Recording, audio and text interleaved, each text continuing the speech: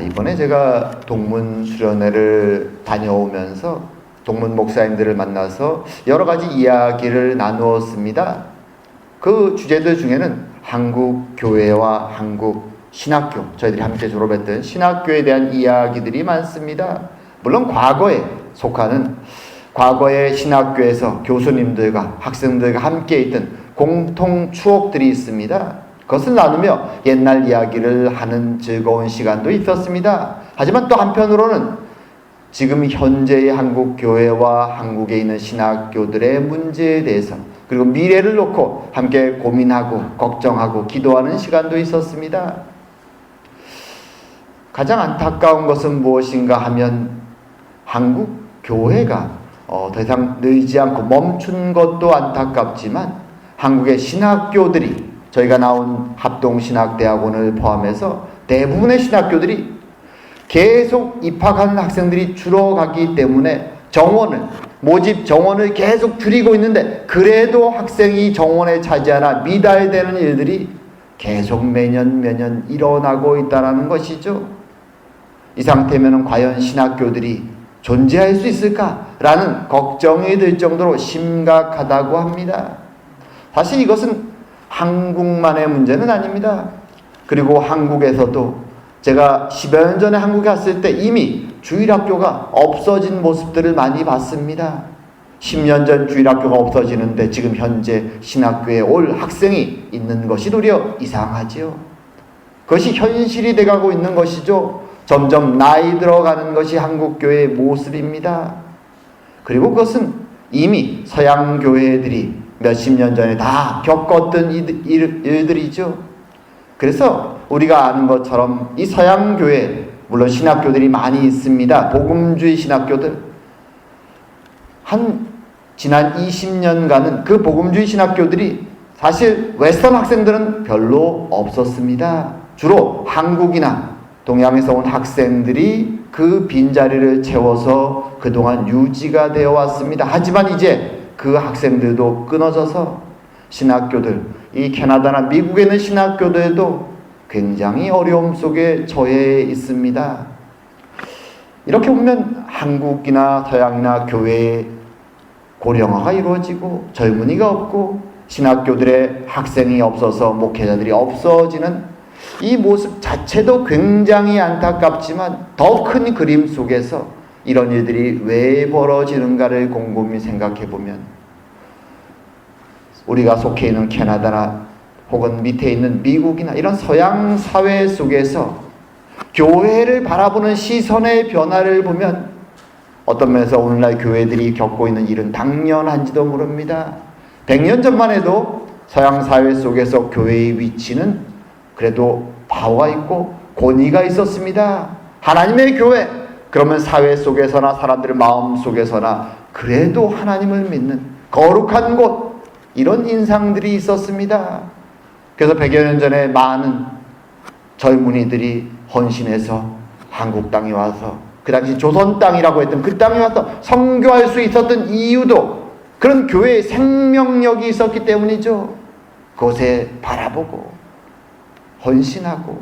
하지만 오늘날은 교회를 바라보는 시선이 사뭇 다르죠. 도리어 무시하고 조롱합니다. 왜 이런 큰 변화가 일어날까요? 거기에는 여러 가지 원인이 있을 수 있습니다. 아무래도 과학이 발달하고 학교 교육 속에서 종교와 신앙을 무시하는 교육들을 많이 받다 보니까 그런 영향일 수도 있습니다.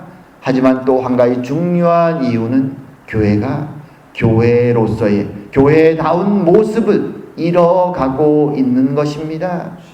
교회답다는 것이 무엇일까요? 교회답다는 것. 100년 전에 멀쩡히 의사가 될 수 있는 사람들이 그 직업을 포기하고 알지도 못하는 땅 조선이라는 곳으로 달려가서 가난한 사람들을 돕다가 젊은 나이에 죽을 수밖에 없었던 그런 어떤 생명력을 가졌던 교회다움이라는 것이 무엇일까요? 오늘날 우리가 잃어버린 교회다움. 오늘은 우리가 읽은 본문 속에서 야곱이 세겜을 버리고 베델로 올라가는 그 모습 속에서 과연 교회다움, 하나님 우리에게 원하시는, 하나님 우리를 부르기 원하시는 하나님 백성다운 모습, 교회다운 모습이 무엇인가? 한번 오늘 말씀을 통해서 저희들이 나누어 보고자 합니다. 자, 오늘 본문에서 야곱은 세겜에서 가족들과 함께 잘 살아보려고 계획합니다. 그곳 사람들과 잘 어울리고 그곳에서 번성해 보고자 합니다. 하지만 그들은 재앙과 같은 일을 경험하죠. 이방사회, 세겜 사람들로부터 딸이 강간을 당하고 폭력을 당하고 무시당하는 일들을 겪습니다. 그리고 야곱의 아들들은 분노하여서 더 큰 폭력으로 그들에게 돌려줍니다. 그리고 나서 그들에게 돌아온 것은 이웃 모든 가나안 족속들이 분노하여 일어나서 자신들의 친족 세겜 족속을 죽인 이 야곱의 가족들을 죽이려고 하는 일들이 마구마구 일어나고 있었습니다. 그리고 그때 하나님이 이 절망과 두려움 속에 떨고 있는 야곱과 그의 가족들을 찾아오셔서 세겜으로 올라와라 라고 베델로 올라와라 라는 말씀을 하시죠. 세겜을 떠나서 베델로. 자, 베델은 어떤 곳일까요? 지도에 보면 나오지만 사실 이곳이 그렇게 먼 곳은 아닙니다. 오늘날 계산으로 한다면 약 50km, 세겜에서 베델로 가는 길은 50km. 글쎄요, 사람이 열심히 걸으면 한 8시간, 10시간 정도면 걸어갈 수 있는 백리길이 조금 넘는 거리입니다. 물론 멀다면 멀지만 항상 유목하고 살았던 고대인들에게는 그렇게 먼 거리는 아닙니다. 오늘날도 하루에 가려면 갈 수도 있는 그런 거리일 수 있죠. 자, 근데 하나님은 왜 세겜에서 베델로 올라와라 라고 말씀하시는 것일까요? 베델로 왜 올라와라? 자, 오늘 이 질문을 저희가 생각하면서 먼저 생각할 것은 무엇인가 하면 야곱의 반응입니다. 하나님은 베델로 올라와서 오늘 본문이 말하는 것처럼 하나님께 거기서 제단을 쌓아라 라는 명령을 받습니다. 하지만 제단이라는 곳은 제사를 지내고 예배를 드리는 장소죠. 이미 세겜에서도 야곱은 제단을 쌓고 예배를 드렸습니다. 도대체 세겜의 제단과 베델에서의 제단 어떤 차이가 있을까요? 근데 야곱은 다르게 반응을 합니다. 이전 세겜에서 제단을 쌓을 때는 전혀 하지 않았던 행동을 하나님이 베델로 부르시자 가족들을 불러놓고 행하기 시작합니다. 그래서 이렇게 얘기하죠. 가족들에게 야곱이 이에 자기 집안 사람과 자기와 함께한 모든 자에게 이르되 너의 중에 있는 이방 신상들을 버리고 자신을 정결하게 하고 너희들의 의복을 바꿔 입으라. 세겜에 와서 예배 드릴 때, 제단을 쌓고 드릴 때는 하지 않았던 행동을 갑자기 베델에 와서 제단을 쌓으라는 하나님의 명령을 듣고는 행하기 시작합니다. 지금 가족들에게 명령한 이 정결의식은 잘 보면 두 가지입니다. 하나는 영적인 정결의식, 이방 신들을 제하는 것이죠. 우리가 아는 것처럼 라헬은 대표적이죠. 라헬은 자신의 아버지의 신상을 훔쳐서 지금 가지고 왔습니다. 그리고 이 이방 사람들이 믿는 여러 가지 종류의 신상들 혹은 목걸이에 있는 작은 신상 조각들을 그 당시 바다아람에 살았던 많은 사람들 가지고 있었던 것이죠. 바울의 야곱의 가족들뿐만 아니라 야곱의 종과 식솔들 많은 사람들이 조금씩 미신을 믿고 그 미신의 대상이 되는 조그만 부치개들을 금으로 되거나 은으로 된 그런 우상의 덩어리들을 가지고 있었던 것이죠. 야곱은 오늘 그것을 다 제해버려라. 그래서 사람들이 다 가지고 옵니다. 그것을 모아서 세겜 옆에 있는 상수리 나무 밑에 묻어버립니다. 이제 우상과의 인연을 끊겠습니다. 하나님 앞에서 보이는 것이죠. 이제 영적으로 우리가 이런 모든 우상을 내려놓겠습니다. 또 하나는 몸을 정갈하게 씻고 깨끗한 옷을 입고 나아갑니다. 외적 정결이죠. 마치 우리가 교회에 나올 때 지저분한 모습으로 나오지 않고 하나님을 만나기 위해서 깨끗하게 옷을 입고 나오는 것처럼 야곱은 이 두 가지 영적으로 또는 외적으로 정결한 의식을 가족들에게 다 행하게 하고 이제 베델로 올라갑니다. 이상하죠? 세겜에서도 제단을 쌓고 하나님께 예배해 드렸습니다. 하지만 전혀 하지 않았던 이런 정결의식을 이제 갑자기 베델로 올라갈 때는 행합니다. 양쪽에 똑같이 제단이 있고 하나님께 예배하는 모습입니다. 근데 왜 야곱의 자세가, 야곱의 마음가짐이 이 두 상황 속에서 전혀 다른 것일까요? 그리고 하나님은 왜 그를 굳이 세겜에서 그럼 정결하게 하고 그곳에서 마음을 가다듬고 예배드려라라고 명령하실 수도 있는데 왜 굳이 베델로 올라오라고 부르시는 것일까요? 그것은 이 베델이 가지는 특별한 의미가 있기 때문입니다.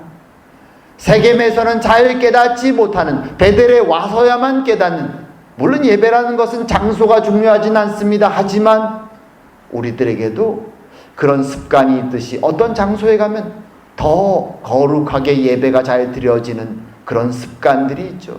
제가 옛날 어릴 때는 집에서 기도하는 것보다 그 당시에는 지하 예배실이 있었죠. 마루가 있습니다. 마루가 되어 있는 지하 예배실, 거기에 탁 들어가면 마음이 껌껌한데 마음이 평안해지고 하나님을 만나기에 합당한 장소라는 느낌이 되죠. 지금 베델이 그런 장소이기에 야곱이 지금 사실 마음속 깊이 하나님을 만나는 것이 어떤 의미인지 알면서도 세겜에서는 행하지 않았던, 이제 베델로 부르자 그제서야 정결의식을 행하고 나오는 그 마음가짐의 자극이 될 만한 이름이 베델이라는 것이죠. 하나님 그것을 알게 야곱을 베델로 부르시는 것입니다.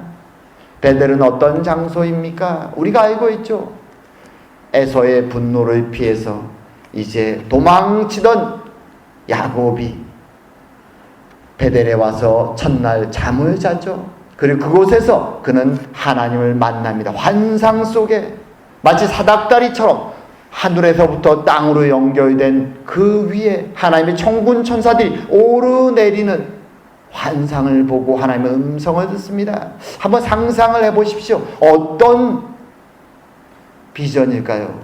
우리가 만약 그런 엄청난 하나님의 천군 천사들, 무수히 많은 천군 천사들, 그리고 하나님의 음성을 듣는 그 장면을 우리가 목도한다면, 그것이 꿈이든 현실이든 그런 비전을 보게 된다면 어떤 기분이 들까요? 압도되는 것이죠. 두렵고 떨리는 것이죠. 그 이전에는 아버지나 할아버지 아브라함을 통해서 전능하신 하나님, 엘샤다이의 하나님이 우리를 부르셨다라고 말만 들었는데, 그 전능하신 하나님, 마치 그것을 보면 모든 것을 하실 수 있는 두렵고 떨리는 그 하나님의 광경을 목도한 것이죠. 베델은 그에게 그런 의미가 있습니다. 사실은 그 베델의 하나님께 나아가는 것의 의미를 야곱은 잘 알고 있었고, 아니 베델이 아니라도 하나님이 정말로 원하시는 것이 무엇인지, 하나님께 나아가서 예배드리는 것의 의미를 야곱은 잘 알고 있었습니다. 실제로 그는 그렇게 약속하고 또 하나님이 그에게 베델에 나타나서 내가 너를 안전하게 지키고 이 땅으로 돌아오게 하겠다 라고 축복하셨을 때 야곱이 베델에서 그렇게 약속을 했습니다. 하나님이 정말로 그렇게 나를 지켜주시고 입히시고 먹이시고 나를 아버지의 집으로 돌아오게 하신다면 내가 이곳 베델에 하나님의 집을 만들겠습니다. 제단을 쌓겠단 말이죠. 그리고 이제 11조를 바치며 오직 하나님만을 섬기겠습니다. 약속을 한 것입니다. 그리고 20년간의 모든 고생 속에서 하나님은 신실하게 모든 말씀하신 것에 따라서 야곱을 지켰습니다. 라반의 손에서도 형 에서의 손에서도 지켜내셨습니다. 그리고 가나안 땅에 무사히 모든 부유함과 함께 많은 자녀와 가족도 함께 돌아오게 하셨습니다. 하나님은 1.1도 틀림없이 약속을 지키신 것이죠. 그런데 야곱은 베델로 돌아오지 않습니다. 아버지의 집으로도 가지 않습니다. 그는 세겜으로 갑니다. 물론 하나님을 잊어버리진 않습니다. 세겜에 와서 그는 제단을 쌓고 하나님께 예배합니다. 하지만 베델로 가지는 않습니다. 왜 그럴까요? 그는 마음속에 알고 있는 것이죠. 베델에 하나님을 만나기에는 자신이 아직 버리지 못한 것이 많이 있음을 그는 알고 있는 것이죠. 베델에 하나님이 원하시는 그 예배가 어떤 것인지 그는 알고 있는 것이죠. 그래서 그는 하나님이 베델로 부르셨을 때 드디어 외적으로 내적으로 모든 정결함을 갖추고서만 하나님께 나갈 수 있음을 알기에 행합니다. 모든 우상을 버립니다. 묻어버립니다. 이미 세겜에서도 그는 알고 있었습니다. 하지만 베델에 하나님께 나갈 만큼 마음이 준비되어 있지 않았습니다. 어떤 면은 싫었던 것입니다. 베델까지 가기는 싫은 것입니다. 그렇게 하나님이 원하시는 온전한 예배를 드리기가 싫은 것이죠. 그렇게 살아가기가 싫은 것입니다. 유일하신 하나님, 거룩하신 그분, 자신의 할아버지 아브라함과 아버지 이삭이 섬기듯이 그렇게 하나님의 말씀에 순종하고 살아가는 것이 싫은 것이죠.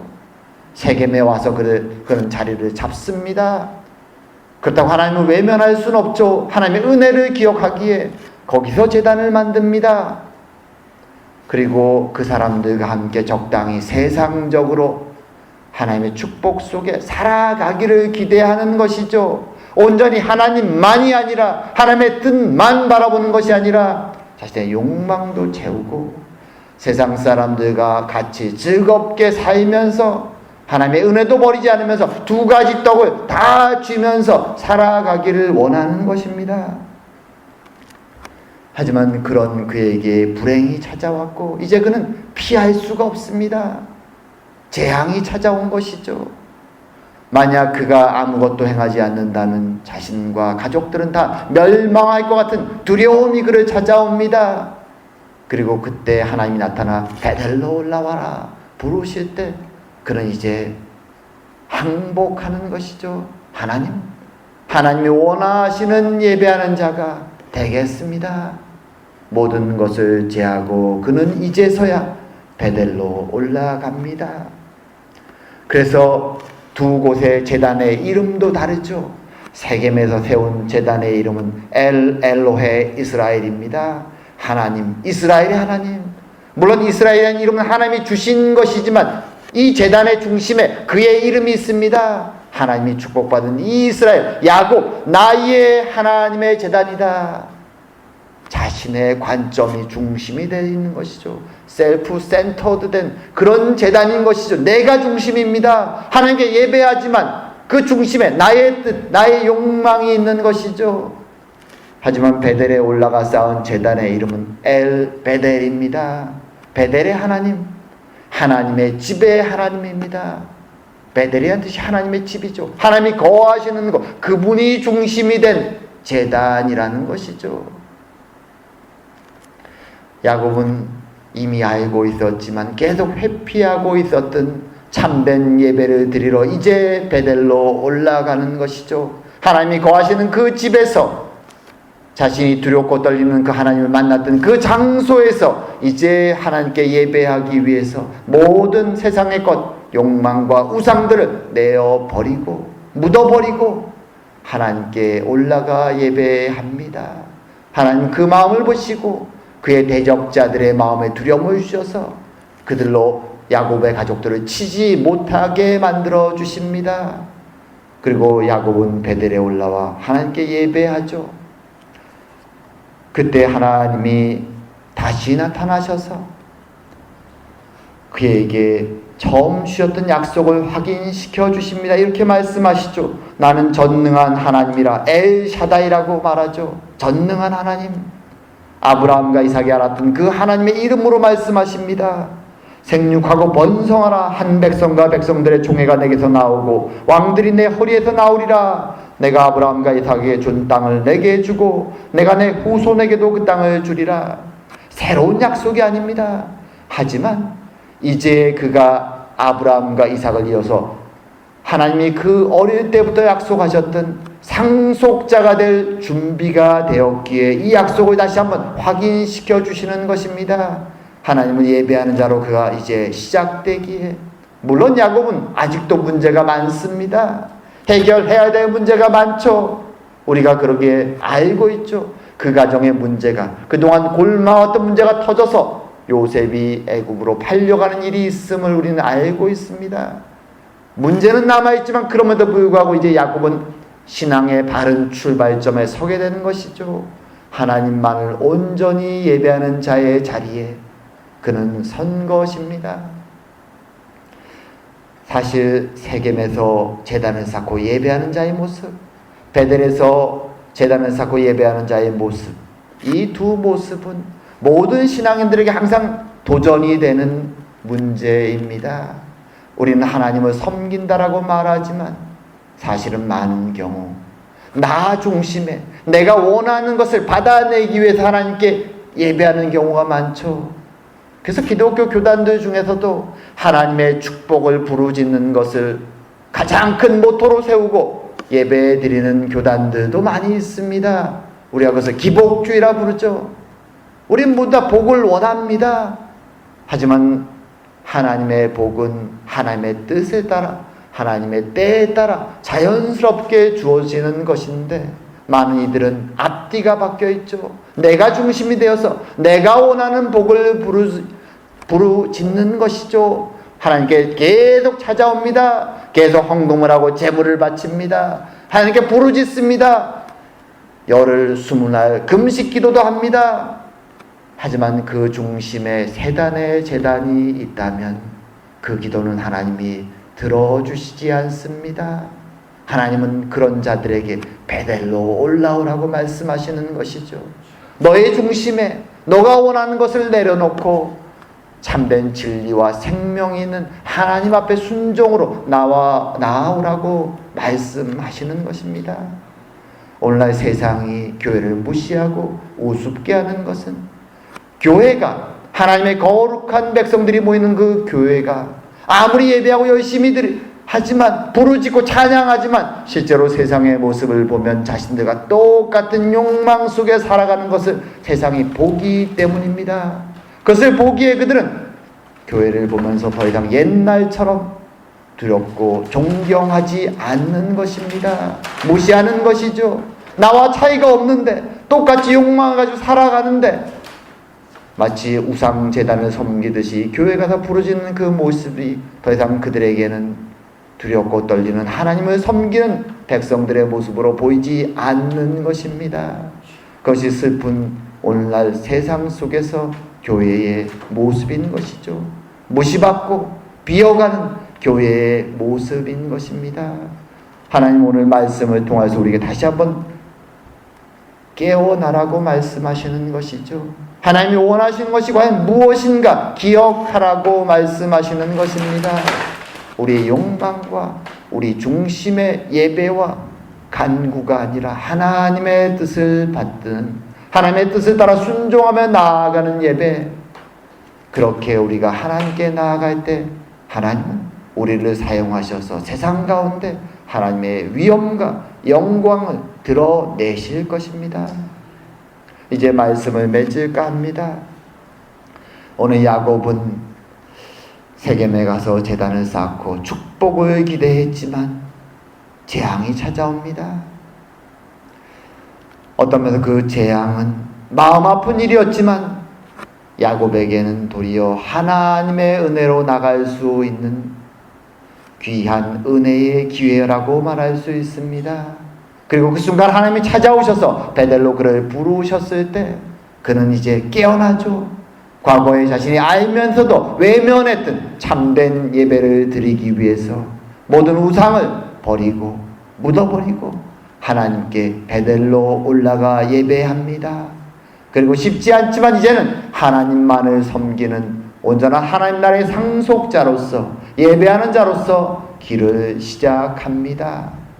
그리고 우리 모두도 바로 그 뒤에서 야곱의 후손으로서 믿음의 후손들로서 참된 예배자로서 하나님이 부르시는 그 부르심을 따라 살아가는 사람들입니다. 하지만 여전히 우리는 야곱처럼 세상에 속한 자로 살아가기에 베델의 제단보다는 세겜의 제단을 더 마음속에 두고 살아갈 때가 많습니다. 하지만 오늘 말씀을 통해 주님은 우리에게 다시 한번 경고하시는 것입니다. 나는 신실한 하나님이며 약속한 것을 반드시 지키는 하나님이며 그것을 지키기 위해서 나는 십자가에 내 아들을 보낸 하나님이다. 나의 사랑과 진리와 생명을 기억하며 너희들의 욕망을 따라 세겜에 쌓는 제단이 아니라 베델로 하나님의 집으로 나의 앞에 나와서 온전히 예배하며 나의 뜻을 따라 세상에 살아가며 그것을 통해서 하나님이 누구신가를 세상에 드러내는 나의 백성들이 되라. 하나님은 그렇게 부르시고 계신 것입니다. 참으로 우리가 우리의 일상 속에서 어떤 대단한 일이 아니라 바로 하나님 앞에 서서 온전히 예배하고 그 목소리에 청종하고 순종하며 살아감을 통하여 하나님의 영광을 드러내는 저와 여러분이 되기를 주의 이름으로 축원드립니다. 기도드리겠습니다. 사랑과 은혜의 하나님 아버지, 참으로 신실하셔서 하나님이 정하신 바에 따라 그의 백성을 찾아오시고 불러주시며 그가 연약한 어린아이의 믿음에서 장성한 믿음으로 자라갈 때까지 한 발 한 발 동행하시고 인도하시는 하나님, 오늘 야곱의 인생 가운데서 방황하는 그의 영혼을 붙잡아 베델로 인도하신 하나님, 그 하나님의 은혜가 그 옛날 야곱에게만 있었던 것이 아니라 이제 야곱을 따라 믿음의 길을 걸은 우리 모두에게 동행하고 있음을 알기에 주님 감사드립니다. 이제 세겜의 제단을 쌓았던 야곱의 실수를 반복하지 않게 하여 주시옵고 베델에 하나님의 집에 하나님 앞에 온전히 마음의 제단을 쌓고 온전한 예배하며 우리의 일상을 살아가는 하나님의 백성들이 다 될 수 있도록, 그래 하나님의 영광과 하나님의 진리와 생명을 회복하는 일에 쓰임받는 저희들이 될 수 있도록 주님 축복하여 주시옵소서. 참으로 그리스도의 십자가의 은혜를 기억하며 오늘도 감사드리며 모든 말씀 예수님 이름으로 기도드립니다. 아멘.